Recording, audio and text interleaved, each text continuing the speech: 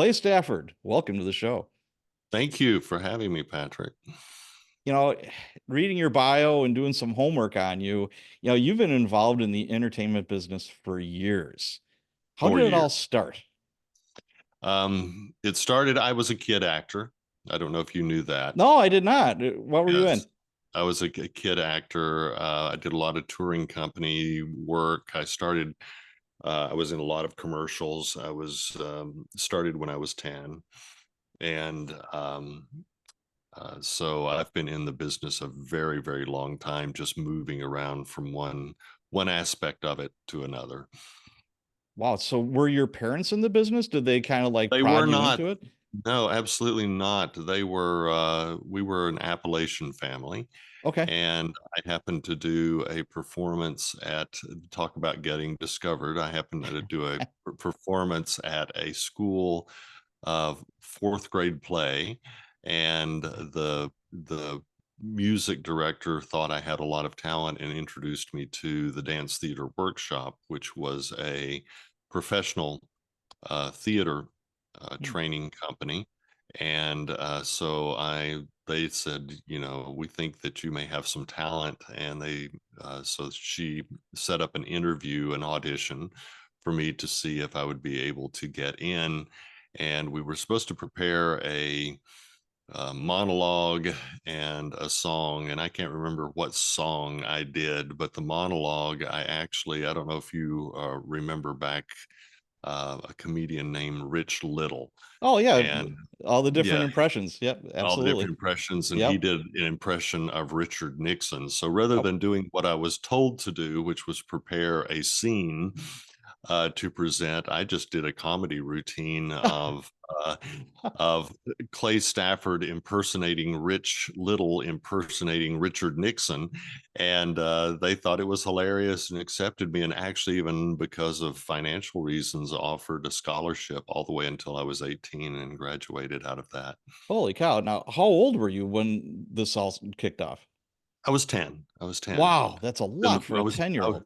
I was in the fourth grade. Yeah, it was a busy time. I'd go to school all day until, like 3 in the afternoon or something. And then my mom would pick me up, and I would do homework on the way to the dance theater workshop. And then I would do training sessions up until about 9 o'clock that night. And then I would do homework all the way back home. Oh, Lord. uh, there was about a 30-minute drive to each way to the studio. So I did that, Wow. and then weekends I was also doing.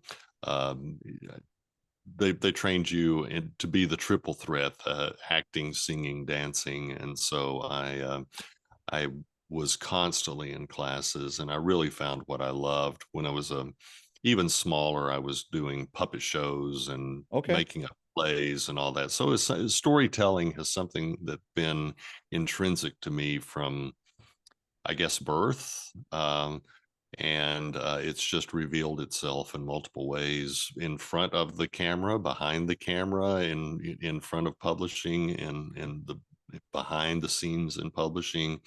And it all comes down to me to telling stories. And I think I've just been a avid storyteller. That old Appalachian thing, that Southern Appalachian thing of old storytellers sitting around on the porch. My grandmother and my family were great storytellers, Mm, and so storytelling has just been an ingrained part of my life, and I just love a good story.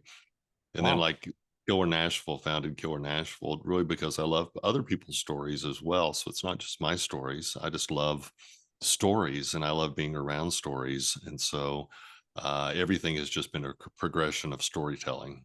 Okay, so you were in the entertainment business at the tender age of 10. Tender What? age of 10, I was in New York by the time I was 12. Oh, Lord. Okay. Yeah. Now, let me And ask then you and then this. Los Angeles at 14. Oh, So jeez. Okay. yes. Yeah, that's quite the trajectory. Now, was there any like movies or commercials you said you did that we would recognize that you were in? I was on for a short time. I was on Days of Our Lives, which is Oh, okay. a soap opera. I was on in a lot of things like Clue, Movies, Murder and Mystery with Martin Mull, and Yeah. a lot of the, just kind of like uh, movies of the week type Sure. situations. I mean, you can look on my Your bio. website Yeah, yeah. and see a list of chronological order of things, like the progression of Clay as it goes along. But I did a lot of live touring, off Broadway touring stuff, like Mm. the Fantastics. I played the role of El Gallo, the King and I played the King. Oh, wow. Uh, Okay. Carnival, I think the character's name was Paul. He was the one with the puppet, but pretty much leading roles in all of those. And I was fortunate to be able to work full time as an actor, and which is a rare accomplishment Right. Yeah, to, absolutely. That's a to tough work in the business. business. It is, but from an early age on, and then when I started my own moving behind the scenes uh, I started when I was 16. I started my own film production company, At and 16. Oh did my at gosh. 16. And so I was a DBA at 16 in the state of Tennessee.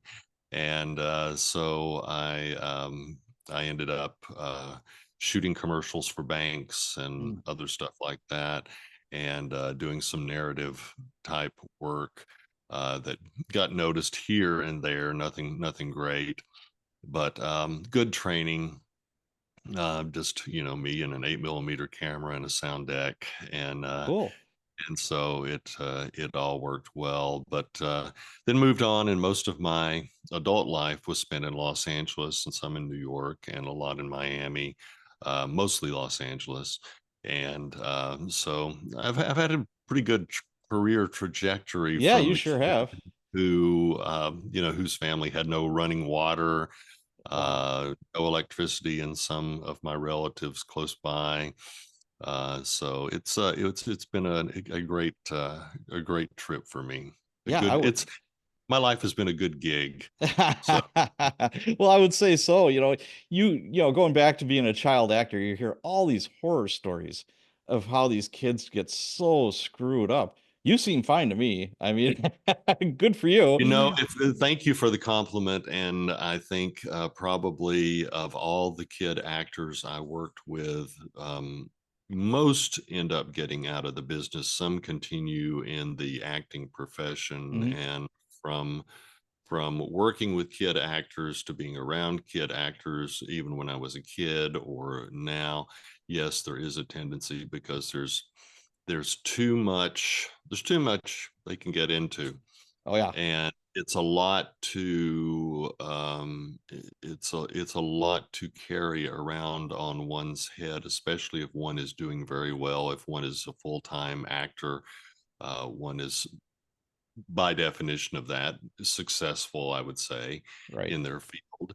And to have um, the attention of so many different people, Yeah. I think, is enough to make somebody a little bit screwy. And unfortunately, it makes quite a few people screwy if they stay around in it very long. Yeah. You hear stories of that, like predatory stuff, and then you hear about more or less crazy parents that, exploit their children. And what is really interesting about my situation is I didn't have any crazy parents exploiting me, because my parents had no clue. You realize, when I Yeah. went to New York, I pretty much went by myself. When I went to Los Angeles, I pretty much went by myself. Wow. Uh, I as a kid, I flew on the plane by myself. As I rode to Los Angeles on a bus, which was like, I say I'm like Jonah. I was 3 days and 3 nights in the belly of the whale, because it was a long trip. I mean, those bus rides. I don't know. I think it was a Greyhound, but it could have been Trailways. But they stop at every Yes, they single do. small Yep. town along the way, Yep. and oh lordy, it takes forever to get there. So, I've had plenty of adventures as a kid. And would I let my kids do the things that I did? Absolutely not. But for me, I always tell this story that I've kind of bumbled my way in through life. And I found out after I moved to Los Angeles, happened to have an aunt by marriage who was a paralegal at Fox. And so I got to do all these fun things like hang out on the MASH set Oh, wow. uh, with Alan Alda and other people. And at the time, never really knew the excitement. I've met so many people that I didn't know who they necessarily were or Okay. what it was, and so they were just like friends and became mentors. And I'm circling back here a little bit. I think because of the influence of a lot of these people that I met, who were good people, like Alan Right. Alda, there was a mentoring effect that took place that kept me out of trouble. And I think that, I'm just thankful for that I've met people like that in my Yeah. life. Yeah, you're lucky because you hear a lot of stories about, somebody in a similar situation as you just going completely sideways, getting messed up with drugs and, booze or whatever the case may be, and, Mhm. just torpedoing their lives. They start out like, gangbusters, and then, they just fizzle out because of, all kinds of different stuff. So good for you. Absolutely. Yeah, I was going to ask you, what was your favorite or most memorable part from those years? Hmm. You know, and you may end up asking me what's my favorite book and what's my favorite movie as well. All of those are, I tend to, I mean, it's very strange. I tend to not have I'm not a sort of fan following type, and I tend to be, if something is good, then that's the best movie I happen to be watching, or when I'm in a role, that's my favorite role at the Sure. moment.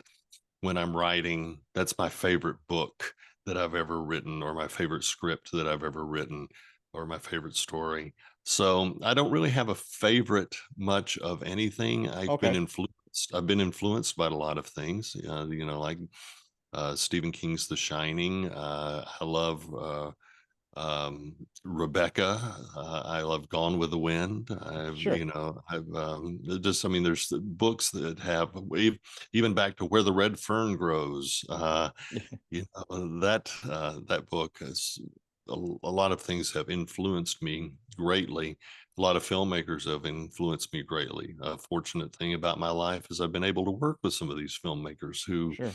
as a child, were heroes to me. And how in the world should a little Appalachian kid ever end up working with people that I've worked with? But if you Well, just if you throw yourself out there and you just, you know, I guess, have a feeling of oblivion. There was something I was, I do uh, a monthly column for Writer's Digest mhm, as well as the cover story for Killer Nashville magazine. And so I sent an email to somebody who was really, really, really famous, and I hadn't heard back from the person at this point, but I only sent the email a couple of days ago, so it may take some time to get back. So I don't know if it's a decline or accept. But the point being, my somebody said, "Oh, I can't believe you reached out to like that, and do you think they're going to do it?" And I said, "It really doesn't matter if yeah, I it doesn't think matter. Yeah. to do or not.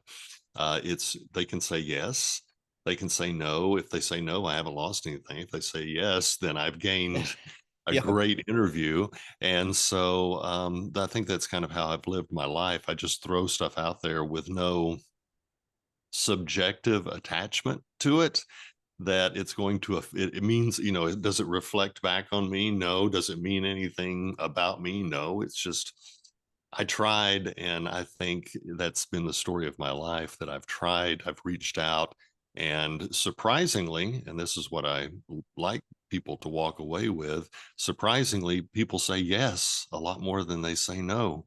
So Yes, it's if you don't throw yourself out there, you don't get those opportunities. you're absolutely right. Just doing this podcast, and I was on another podcast as a co-host, you got to throw that net out.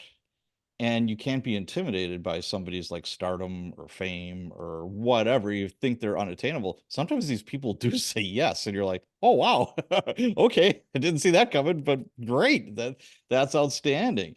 You know, Well, that's I was thinking, for you, with all this, experience in Hollywood and entertainment, did you ever have like, thinking back on it now, is there something that was like really memorable, or was there like a light bulb moment where you're like, holy cow, I can't believe I was like doing this? Or, even in the moment, you're like, okay, this could be a viable way for me to make a living. But was there like a trigger, or was there like a moment in time, or just a culmination?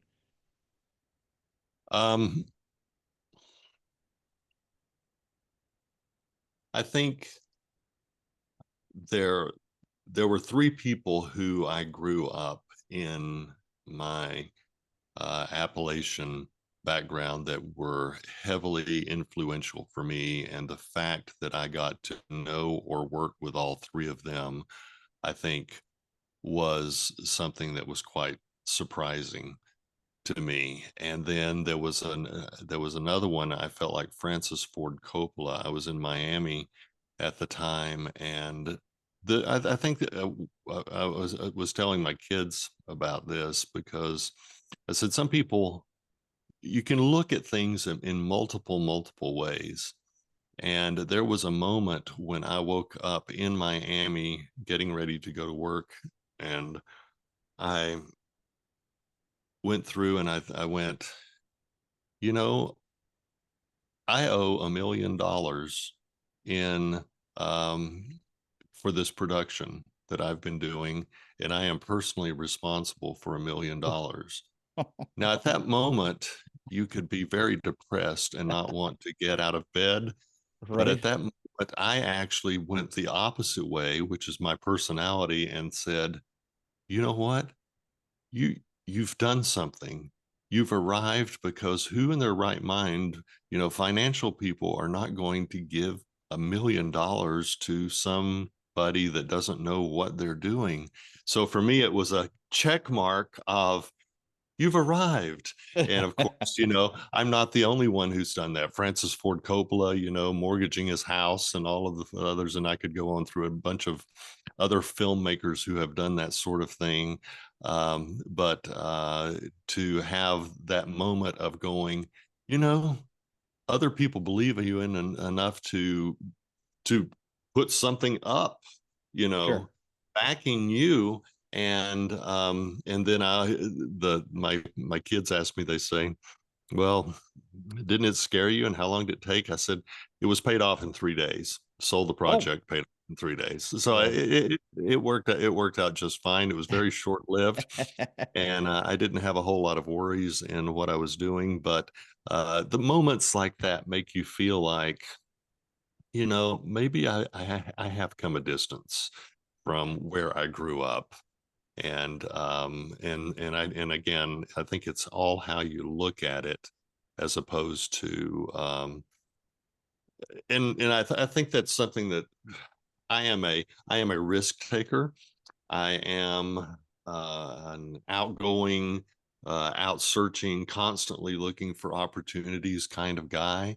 And so I think that those kind of things, whenever I find myself on a perilous precipice, I kind of like look and go, wow, how did I climb to this point? And it's what a wonderful view it is from right here. And I highly recommend it to everybody, but I don't think, I know my wife, she does not quite have the personality for it. So we balance each there you other go. very, Yin and yang. very, Yeah. very well, yin and yang, because Yep. I am a risk taker. She loves status quo. I Okay. like change. She does not. So it works out. It works out very well. But I always say I have an attention span of about this long. And so if there is not something changing constantly in my life, and I think if you look at my resume, there's an eclectic amount of different things that I've done. Sure are. And Yep. and I think the reason that it's the eclectic amount is because I go, well, when I dropped out of acting in Los Angeles, I was working full time enviable position, working full time. I was doing the Days of Our Lives, as I said. It was and working into a recurring role, and I called the casting. I just woke up one morning, and this is I'm Charlie Chaplin. He did the same thing. He'd wake up in the morning and decide, I don't think we're going to shoot today, and we just cancel everything. So I just woke up one morning, and I was living in Beverly Hills, and I thought, um, you know, um, this is just feeling a lot like work to me. And and so I called Doris Sabah, who was the casting director with Days of Our Lives, and I said, I think I need a change. And I basically loaded my dog in the car, and we went driving. And there was a guy named Rick Larson who was at Universal, and when they were doing Universal uh, Florida, and he had told me that I could come down there and get an executive position as either a executive in charge of production or executive in charge of development, because I had experience in both. And Yeah. I thought, that might be a good gig. And so that's kind of how I lived my life, and it seemed like I was a cat. I could fall on my feet when I did that, and I don't think I was or have been unusual in that. I just think some people, as I was talking about that perilous precipice or whatever I said before, I don't think most people are willing to jump off. And I think that's what makes all the difference in the world, is you've got to be willing to jump Yes. off. Yeah, you're absolutely right about that. So you were in entertainment, all the stuff that we went through. Where did the book stuff coming from? Where, like, selling books, being in the publishing business. How did that come to fruition? Again, all of it the same way. Once again, I really had an interest in Dr. Seuss books. I thought they were fun, rhyming, Mhm. and silly. And so I was influenced. So when I was like a little guy, like 8 or something, and I still have, well, they're not handy. They're across the room. I'll not divulge, bore you with me moving over to try to find them. But Okay. they, but I wrote these books, which are just one of a kind, monk manuscripts, one of a kind, with drawings and everything, that were just a kind of an homage to Dr. Seuss, and about puppies and stuff like that. And so I had a really interest in lyrical poetry. And by the time, once again, when I was 10 years old, it seemed like 10 years old was a turning point for me. But 10 years old, I got my first story published, uh, and got paid $20 for it. And Wow. it was what we would today call short. I Yeah. got paid $20 for it. And so from that point forward, which is why I started my own production company, because I could write scripts and um, be able to handle those creation things, tell the stories. And so I just kind of walked into it, and ended up, just having a career as a writer. And I wish I could say that there was some sort of pre-planned 5-year business plan or something that I had It put just into kind of happened, place. huh? But it was just a bumbling thing that comes down again to, I can't emphasize it enough, just throwing yourself out there. And interestingly enough, a lot of the things, I am notorious for the I don't want to do that. Every good thing in the past 3 decades, since my wife and I have been married, uh, I think has come because she has said, you really need to do this. And so I think we all need somebody around like that, because somebody else say, will you write this? there was a children's book series I did. Will you write this? And I'm like, and this was before we had kids. And she was like, you may have kids one day, because most of the stuff I was writing was about people getting, hacked up, murdered because of the, so she said, you may have kids one day that want to read something. So I wrote this series of children's books that did quite well. And so uh, once again, she was like, you need to do this, you need to do this. And so I can't say that there's a whole lot of planning. I'm like, kind of like, are you familiar with Phineas and Ferb? Yes. Yeah, so I kind of, and still today, I've done the same thing my whole life. I mean, I haven't changed since I was 10 years old. I can tell you that. I got married. I'm a 10-year-old. I'm Tom Hanks and big. I may be big, but I'm actually still that kid. Jumping on the piano keys, the giant piano keys, Yes. and but I really wake up in the morning and I go, all right, what I want to do today. And that's been my entire life. And I feel very blessed that I've had that kind of life, Yeah. to be So able to do that. looking at your bio, and something that jumped out at me was, you sold nearly 4 million of your books. Yes. How did you do that? It was once again, I was fortunate to be able to research the company Dalmatian Press that I was dealing with, and they had a great distribution model. So they were sending them to Target, Walmart, Costco, um, all the big box Yeah. places.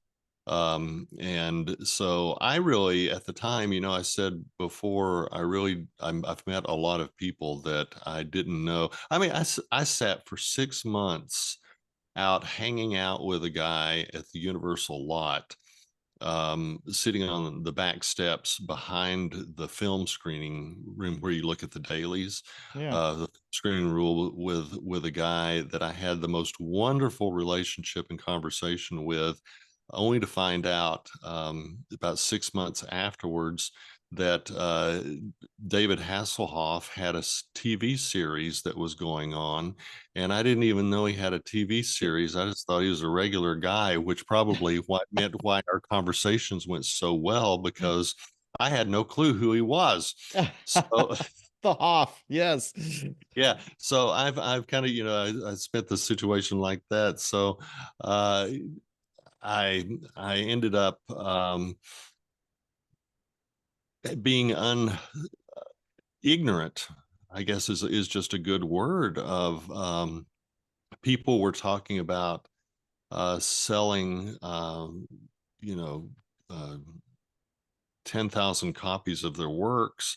And I was getting calls and emails. Emails had just started, which is hard to believe, but calls and emails from my editor publisher telling me, yeah, we sent out another carton of 20,000 books, another pallet of 20,000 books. So I always say I was sending out pallets of 20,000 books, and I never really appreciated it because I thought every writer did, did that sort of thing. And What years was this going on?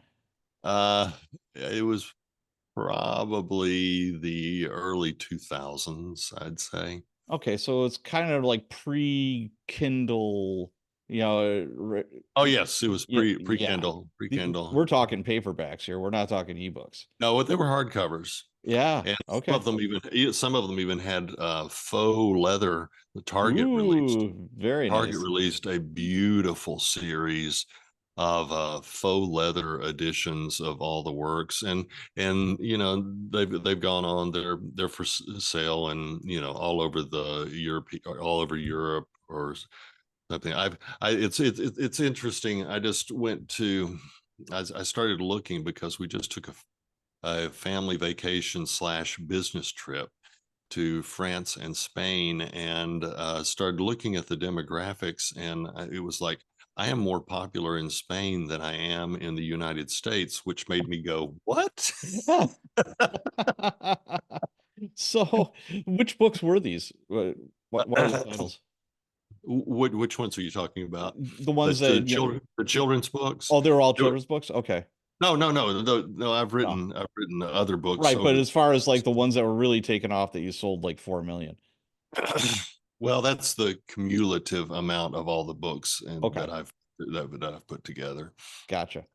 All right. Well, let me ask you this. You know, that was a little while ago. You know, as we speak, it's what, July 24th, 2024. What sells Uh-huh. books today? What do you think Do what really, now? what sells books today, in your opinion? I think the same thing that sold books back when I was a kid, and that's a good story.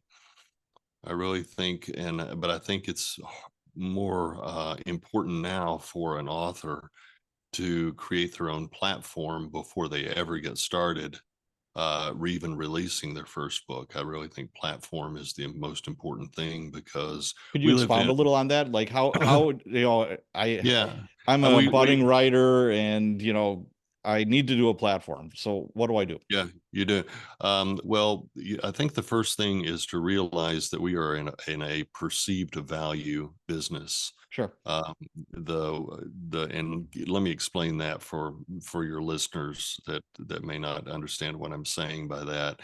Um, we have there's value in toothpaste, but is Crest or Colgate better as toothpaste? Well, it's a perceived value. Some will say Crest, some will say Colgate.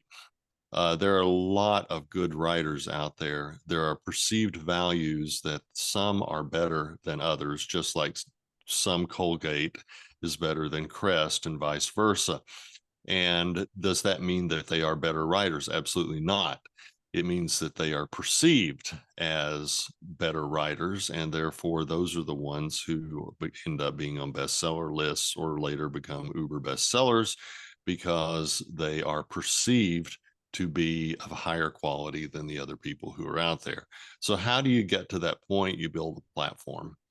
And that's where you build your built-in audience ahead of time before you ever release your first book. And I think the minute that you start that first word, being flip, with the first moment you write, it was a dark and stormy night. Yeah. And I think at that point, you should have some sort of plan. And I do believe you should need to have a business plan for that because I ran or owned a public relations and marketing firm as well. And I really think that at that particular moment, you really have to have a marketing plan in place. And ask yourself a lot of serious questions. What are you willing to do? Because just writing books and seeing them be great bestsellers is not enough. You have to do something to get to that point, and you have to be willing to make some sacrifices in order to get to that point. And I think you need to, first of all, ask yourself a lot of serious questions about how high do I want to go? How hard do I want to work? What do I wish to give up? Because you give up a lot of time, Sure. especially, I mean, I was on tour one time back when I was working for 3 years straight. Are you willing to walk away from, your house for 3 years? I mean, seriously, Right. and you have to ask yourself, are you willing to do that? Some people say, I want to be James Patterson. Well, that's good. Do you want to do what James Patterson does or has had to do to get to that point? And you put all that down into a business plan. And then from that business plan, you look at how am I going to exploit this? How I'm going to market this to get to the point that I want to get to. And some people just want to publish for their family and friends. Some wants Right. to Yeah. publish for some people that maybe don't know them, that discover them by accident, and all the way back up to somebody who wants to be a super international #1 bestseller. And you decide how your marketing is going to be at that point. And that's the thing where I really think you need that 5-year plan. And that comes from doing things like getting your website together.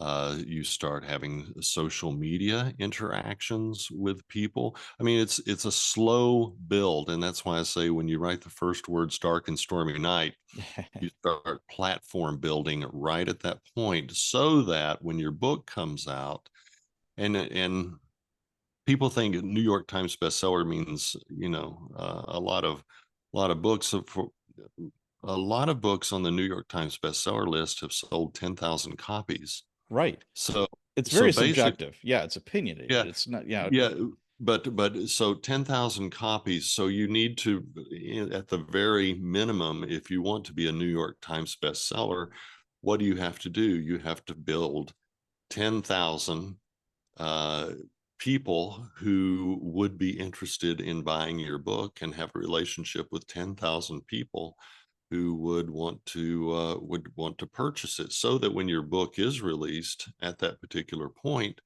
you have people who are buying, pre-ordering, sure. buying, and the numbers look great, and you get on the list that you want to get on. But that's what I talk about. Well, that's what I mean when I say you need to build a platform. Gotcha. Yeah, that makes total sense.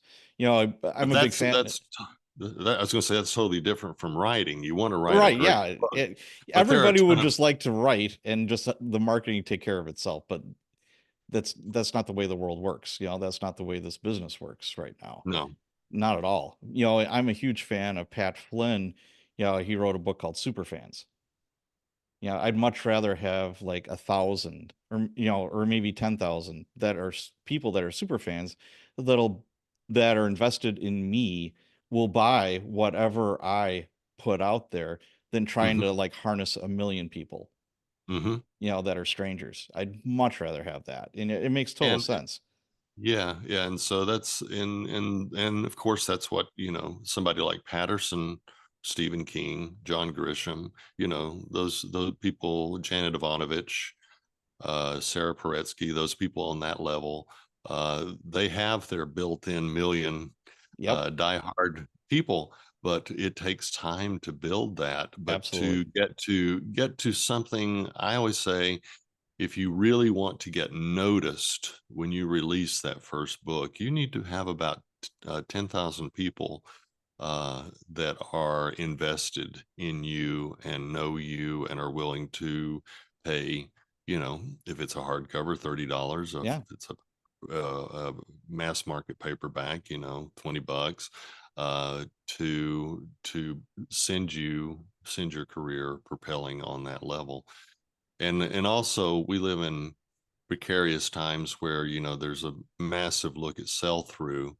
How many people are buying the books and keeping them, not returning them, right. and a lot of those numbers, how many books are you selling, how many are sell through, and all of those factors put together, just to keep the business doors open for the publishing companies. You really need to look at those numbers and make sure that you've got those diehard fans that are going to purchase the books and keep the books. Yeah, absolutely.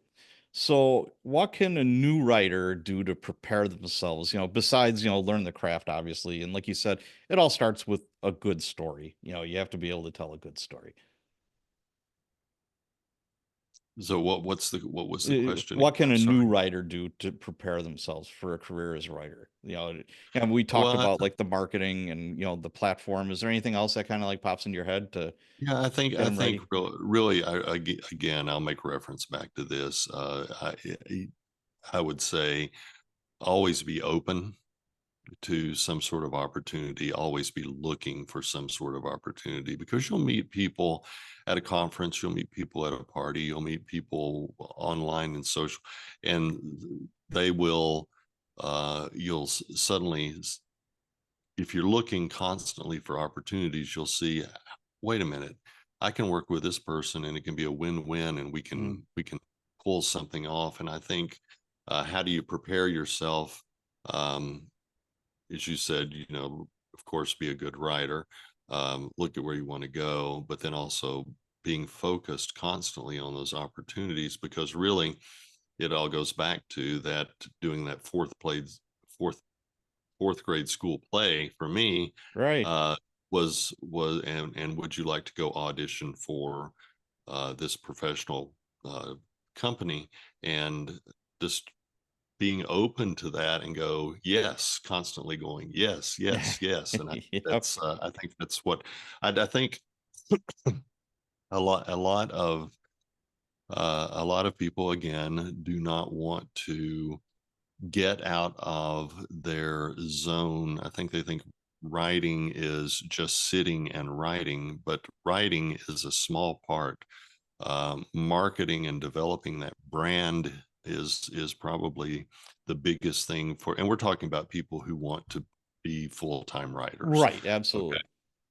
And building that brand has got to be foremost in your mind all the time. And how can I strategically work with the companies such as, the one I was talking about, doing Dalmatian Press, doing those children's books. Sure. How do you strategically work? Well, they've got great distribution. This is a good strategy for me because distribution, even in the early 2000s, has always been a issue. Distribution is an issue today. Right. How do you get your books to the readers? Yes. Um, so distribution today and distribution back then has always been the thing. So for me, calculating on that, it was an important thing. Very good. So I think just be open to opportunities. And I, frankly, let's step back and say, be the best writer you can be. Um, I'm not sure, sitting in my position where I deal with what writers all the time with Killer Nashville. I'm not sure that people really do. I think a lot of lip service is given to being the best writer you can be. But I want to say that you've got to read every day. You've got to write every day. You can't wait for the muse to come, because I've had too many people who are muse writers who really are feeling that they are at a position where they can actually go into the ring with other writers and actually prevail. Right. And so it's important that if we're going to say that we're going to focus on being the best writer we can be, that you really are focusing on the best writer you can be. And I really think that's where it all comes from. No matter how much marketing you do, no matter how much branding you do, if you don't have the goods, Yeah, then absolutely. you might get people to buy that first run, but nothing will happen after that. You'll sink. Yeah, it totally makes sense to me.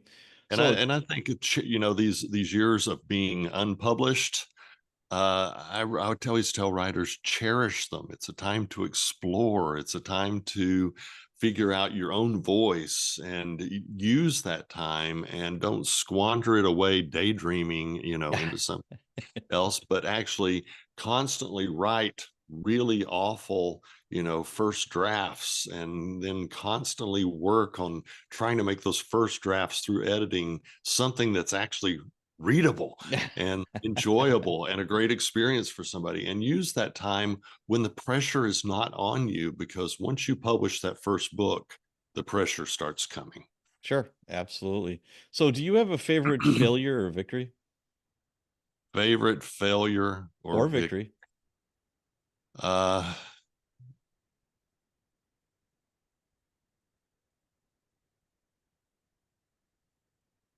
I don't know. I don't know that I do. Okay. I will say that I have that I do relish the failures. I don't let them get me down. I'm a firm believer that um, there is a distinction between a well-created plan and how it is actually executed. And I just wrote a blog on this on my newsletter. If you can't always judge the performance of your plan based upon the results, because the plan you have control over, the results you do not have control over, if that Right. makes any It sense does make sense. Yes. at all. And some people will get a brilliant plan, try it, and then fail. And they failed because the market circumstances, or there was one piece of the pie, or the element that was not in there, that made all the difference in the world. And so I would keep tooling that. And so for me, failure is a good feedback that I missed something. Mm. And so I think a lot of people get a rejection notice or get failure in something, and they think that it's a personal thing. I have failed. No, you didn't fail. there was something that in the quotient that you missed, and for me, it's that puzzle of figuring that out Mm, and turning it into a win. So I actually have to say that I personally relish, I guess, all failures. They say, "Will you like to go back and live your life again? If you could." And I'm one of those. Yes, if I could go back and remember everything, but all those failures and successes that came along brought me to where I am right now, and I'm right. perfectly content where I am right now. And so I think that people should welcome and relish all of those failures as well as the successes. Sometimes you learn more from the failures than you do from the successes. You're right about that. All right, let's switch gears here. Let's talk about Absolutely. Killer Nashville. Okay. All right. Let me see here. One of my favorite subjects. I My would hope so. my charity for about 20 years now. What inspired you to start it way back in 2006? When it was basically, I had gotten married, and about 7 years into our marriage, we decided to have a son, or a child. We didn't predestine a son, but we had a child. And I was giving up a lot of my traveling. I still traveled a great deal in the early stages of my marriage. When I had moved, I was in Los Angeles at the time, and just backtracking a little bit, and the Northridge earthquake came, and so I had previously been in Miami when Hurricane Andrew came, and I lived through that. But I was renting, and I owned a house in Miami. I was renting Okay. a condo in Beverly Hills, and I contacted the landlord and I said, "I have just gone through this mess in Miami. I really don't want to deal with all these bridges down and everything in Los Angeles." So I go back, and I said, "Can I get out of this?" And I was at that. This was the time when I was around the days of our lives, and I was looking at maybe some sort of career change, because I just wasn't getting out of acting what I had. I've since gone back to acting, but at the time, I felt I needed a break, and so I contacted the landlord, and they said that I could get, he could get, he said he could get a lot more money from what I was paying, because Oh, okay. people displaced, which I think there's something illegal in that, but I'm not sure.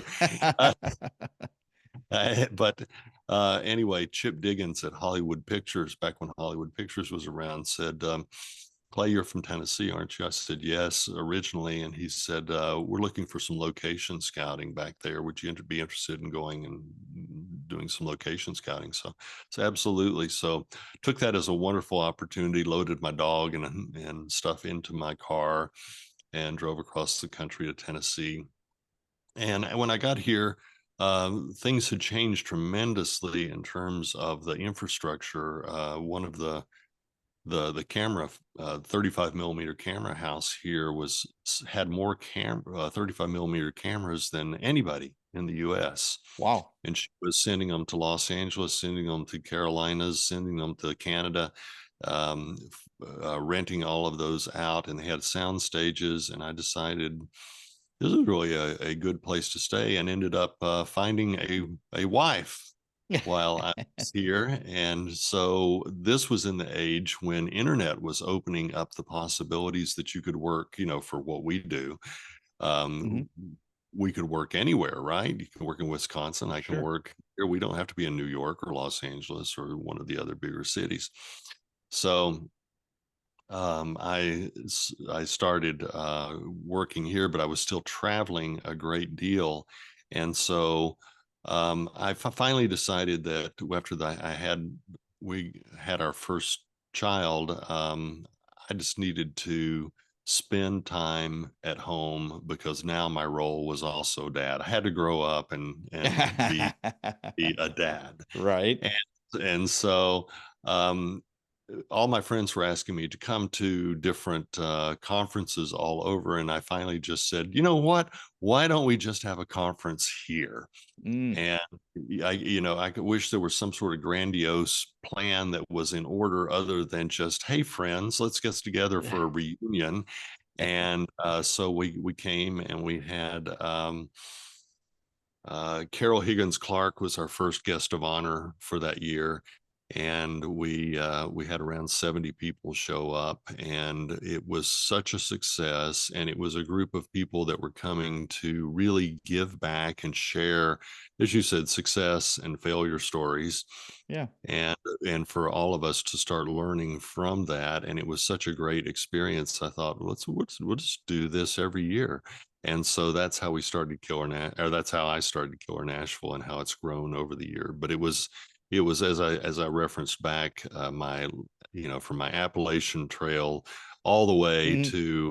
uh, to New York, Los Angeles, Miami, etc. Um, I felt it a great way for us to give back to people who were actually trying to start their own trajectory themselves. And Cool. everybody felt that mission statement, though it was never clarified as like, this is our mission statement. Right. But that at that moment, everybody agreed with the concept of that. Let's find a way to give back to future writers. And for all the stuff that's been given to us. And so we did that, and it's continued to grow. And as you probably know, the Writer magazine had us as the number one voted writers conference in the entire U.S. And Publishers Weekly say, because of what we do with our Killer Nashville and Silver Falchion Awards, that we're responsible for some of the best sellers that are Cool. in the U.S. And so, from just a group of gathering of friends in 2006 to now, we've come a long way, and I think we've helped a lot of people. Yeah. What are the attendance numbers look like today? What has it grown to about? We're at a cap of around 500 now. Okay. Do you want it to get bigger? Do you want it like in the No, thousands? no, no, Okay.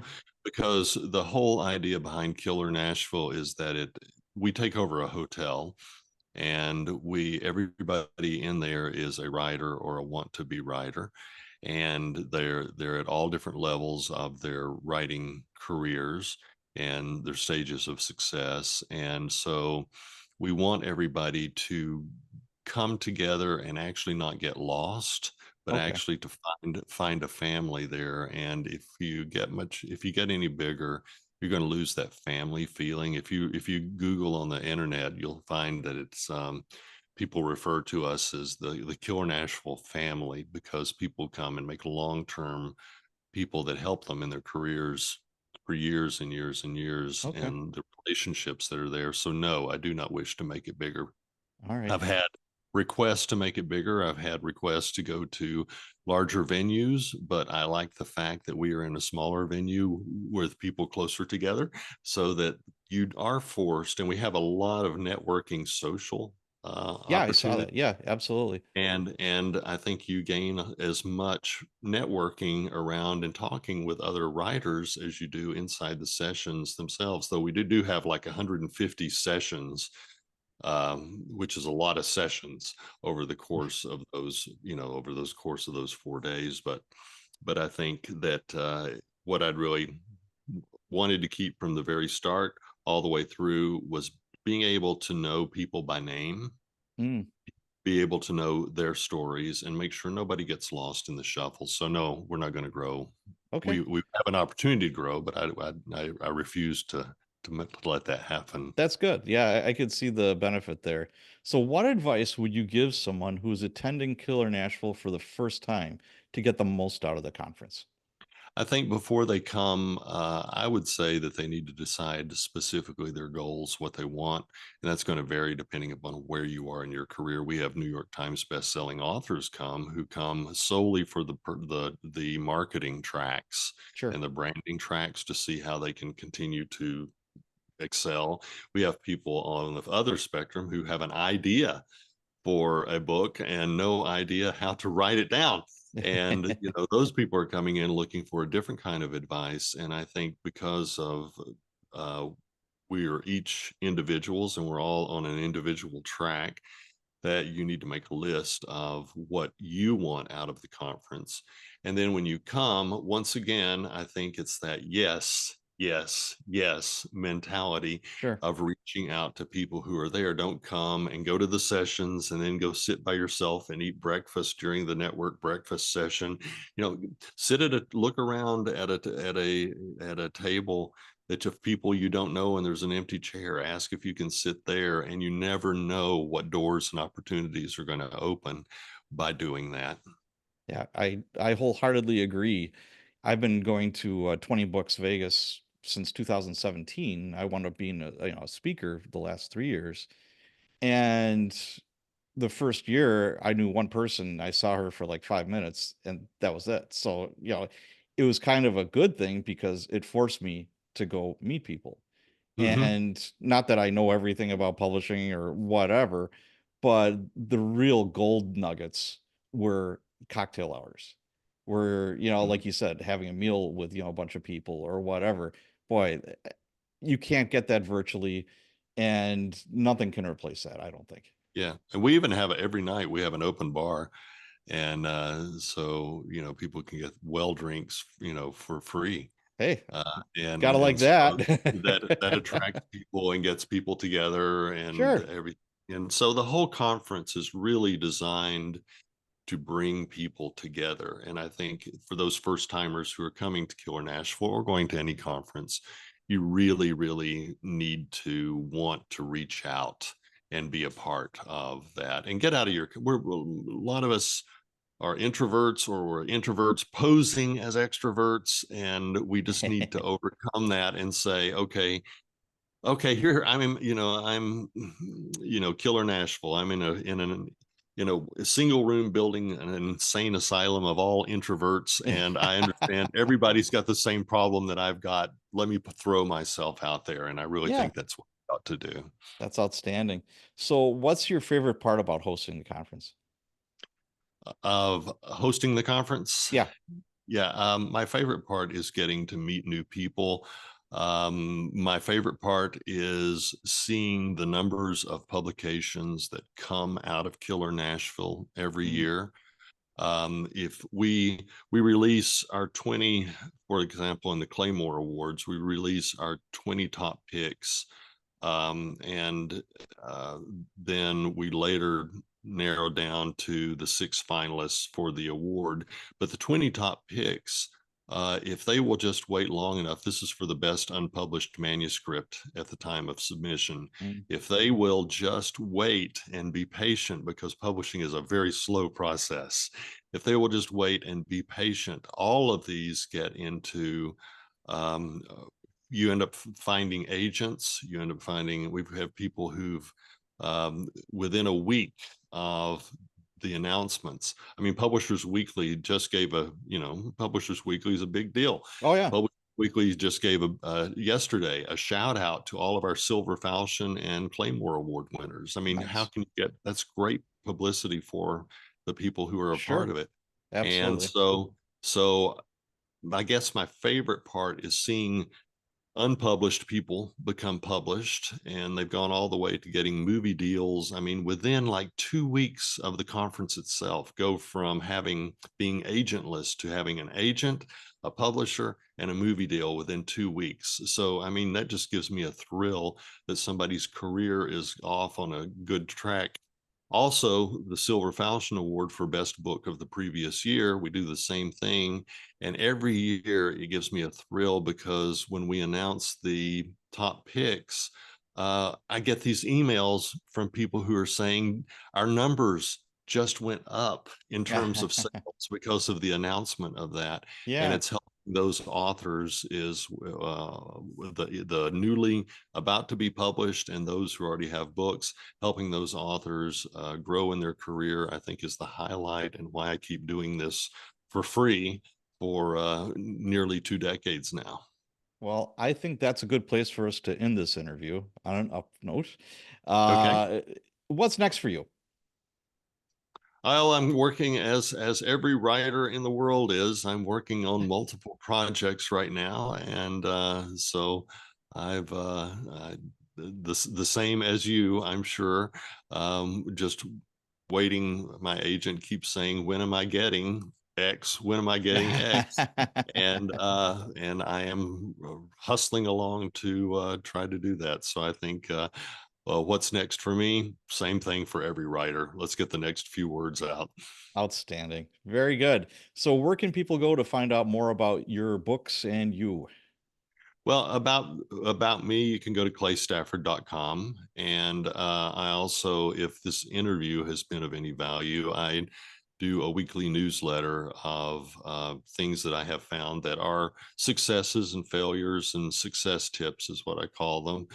You can sign up for those on my website for free, and I'll send those do not do's, and oh, by the way, certainly do's, uh, you know, uh, blog posts to you every week. And then also, if you're interested in Killer Nashville, you can go to killernashville.com. And once again, we have Killer Nashville magazine, which is a free magazine, and that I'll say is as good as any writer magazine out there, except it's free and it comes to you in your mailbox once a week. So I would highly recommend both of those for people who are trying to get on that writer trajectory. Go with my tips, and then also go with Killer Nashville magazine. Well, very good. Well, thank you very much. And we will see you the end of August at Killer Nashville. That sounds great. I'm looking forward to seeing you in person. Yeah, absolutely. Okay.